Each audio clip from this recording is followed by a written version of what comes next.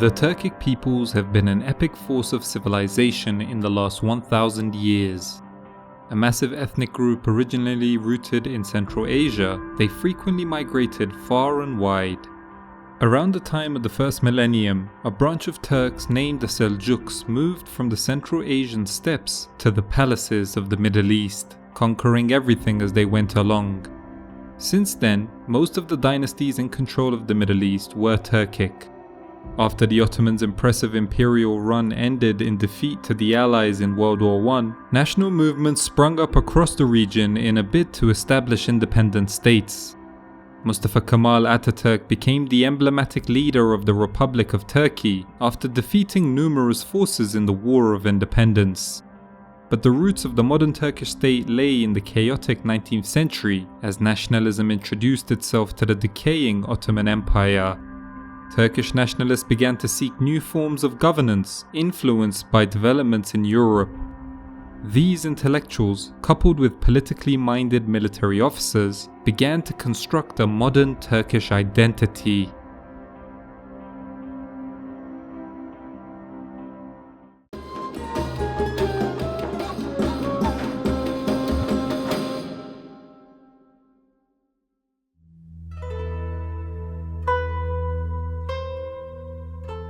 At the beginning of the 19th century, nationalism stepped up to fill the vacuum left by religion's absence in politics throughout Europe.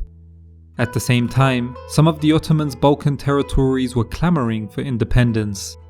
First the Serbs, then the Greeks, and so on.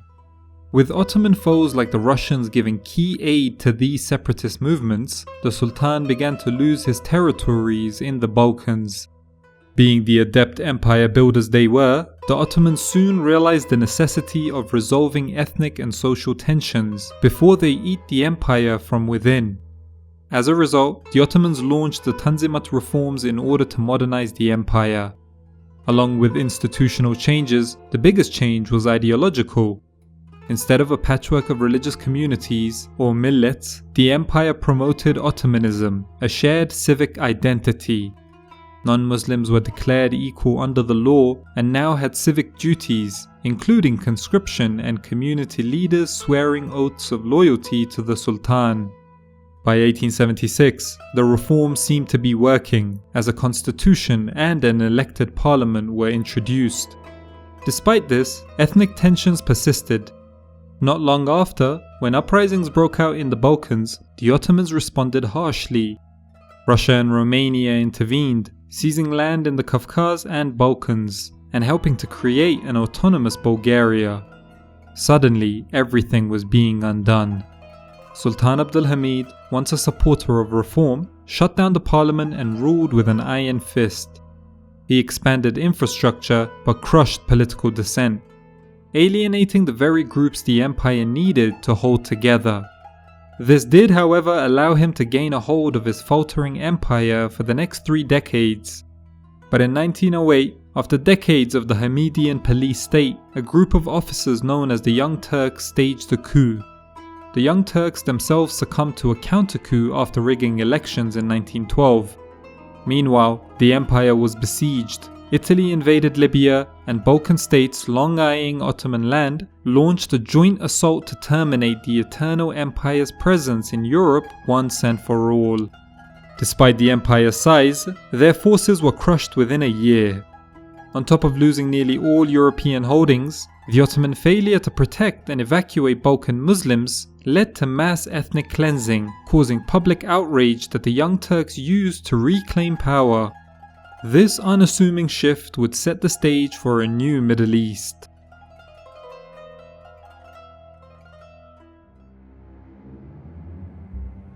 Rather than interpret their defeat as a failure of Ottoman statecraft, the CUP came to detest Ottomanist ideology. Instead of the different millets uniting around the palace, certain groups would now be prioritized. For the Young Turks, the empire was a Muslim/Turkish enterprise, not a pluralistic one, so allegiance was defined by religion and ethnicity, not citizenship. This ideological shift showed in state policy. Before 1912, mentions of religion in atrocity reports were banned to maintain harmony. After the Young Turks' rise, the press emphasized sectarian conflict in the Balkans, and inflammatory speeches began targeting Christian minorities in Anatolia, despite their long coexistence with Muslims in the region. The imposition of a Balkan context was inevitable when considering the experiences of two of the three pashas, Talat and Enver, who now unilaterally ran the empire.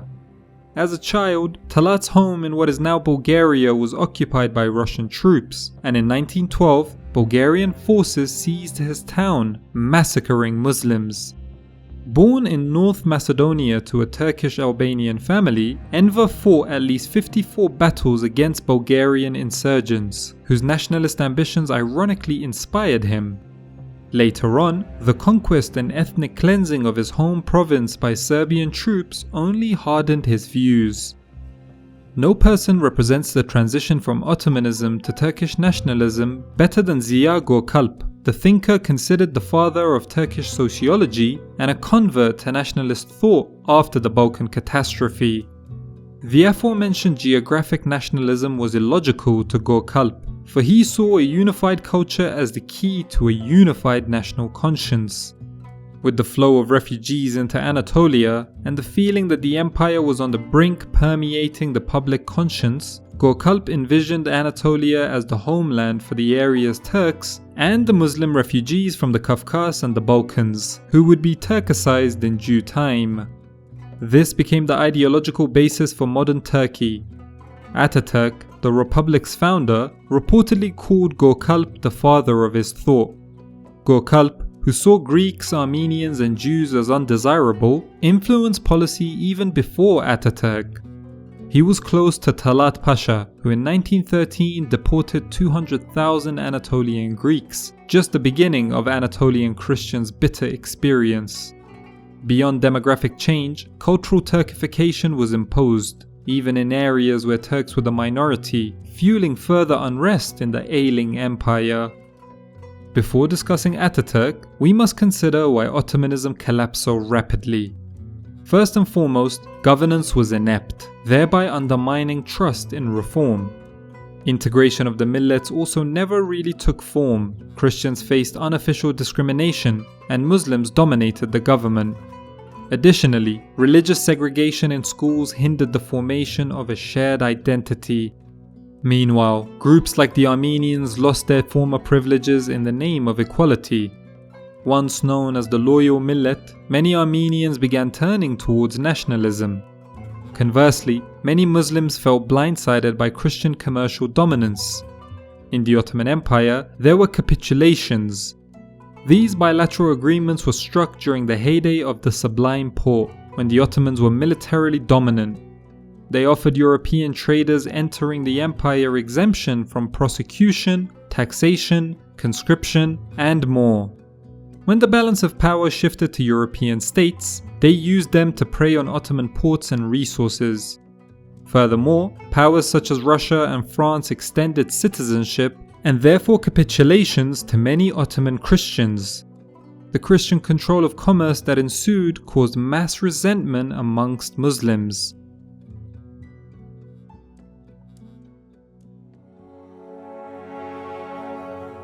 The Republic of Turkey is by far the most successful example of nationalism's implementation in the Middle East, though not without pitfalls. Following the Ottoman defeat, Anatolia was to be split between the British, Greeks, French, Italians, and Armenians, with a rump state left under Ottoman control. Turks rejected the colonization of their land, and Mustafa Kemal Pasha organized a new government and army in Ankara to expel the occupiers. He beat the French, Armenians, and Greeks, while the British and Italians agreed to evacuate. The Treaty of Lausanne, which guaranteed Turkey's borders, was signed in 1923. As Gökalp envisioned, Anatolia became a nation-state for the Turkish people. Mustafa Kemal's credibility as a liberator allowed him to make sweeping reforms. His political ideology can be encapsulated through the 6 arrows, with perhaps the two most consequential being nationalism and laicism, which can be thought of as a more aggressive version of secularism. An ardent secularist, he abolished the Ottoman Khilafah. his reforms espoused Western and nationalist ideals. For example, in place of Perso-Arabic, the alphabet was now Latin, which exponentially increased literacy. There was also forced westernization of dress, and traditional Ottoman music was shunned for the sake of Western-sounding songs or folk tunes. Women's rights were expanded and an active role for enlightened women in society was encouraged. Language was central to Ataturk's program. A campaign to enforce Turkish in public spaces included fines for using foreign languages. With that, a state-funded effort sought to purge Arabic and Persian words, replacing them with indigenous or sometimes French alternatives. When too many loanwords remained, the Sun language theory was developed, claiming all languages originated from a Proto-Turkic source.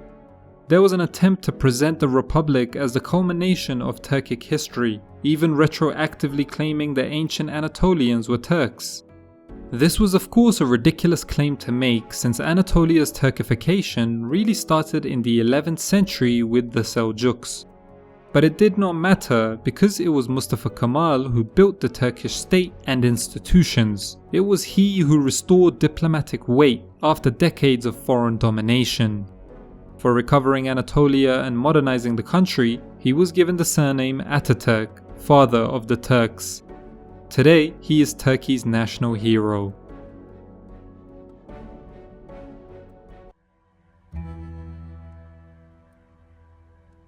Ataturk's elite reputation and previous Tanzimat reforms were key to his success, and though he was said to be a dictator to end all dictators, authoritarianism in Turkey lasted. Ataturk entrusted the military to preserve his secular, nationalist order. This meant that when an undesirable government, often Islamically oriented, was elected, they would become the victims of a coup d'etat. This dogmatic adherence to secularism alienated many rural and conservative citizens, causing the slow formation of Islamist parties. Materially, the government catered to the Mediterranean secular elite, while interior religious Turkey was neglected. Adding on, attempts to form a unitary Turkish identity were resisted by Kurds, who are a majority in the southeast of the country. After a number of Kurdish rebellions were put down in the 1920s and 30s, the region was ruled by martial law until 1952. The Kurds faced an attack on their very cultural identity, as the Turkish government took extreme measures to Turkicize them. In the 1980s, the Kurdish language was even banned, as President Evren denied their existence, instead referring to them as Mountain Turks. This tension between the state and a large minority led to a bloody conflict in 1978 that only ended in May 2025, with more than 40,000 people losing their lives and tens of billions of dollars spent by the government. Overall, Turkey under military rule stagnated. That was until Recep Tayyip Erdogan was elected in 2003. Under his guardianship, the Turkish economy boomed at one point as he eroded the dominance of the military over politics. It's quite telling that Erdogan has reoriented Turkey's identity to be closer to its Islamic heritage, rather than the secular state preferred by Ataturk. Contrary to the economic success of the early 2000s, the Turkish economy has been undergoing a crisis since 2018 that has seen the value of its currency, the lira, plummet. Considering this turmoil, it will be interesting to see how Turkish politics develops, especially since more and more Turks become disillusioned with Erdogan's tight grip on power. As we should know by now, wherever there is economic and political disarray, nationalism can serve as a convenient tool to galvanize the people.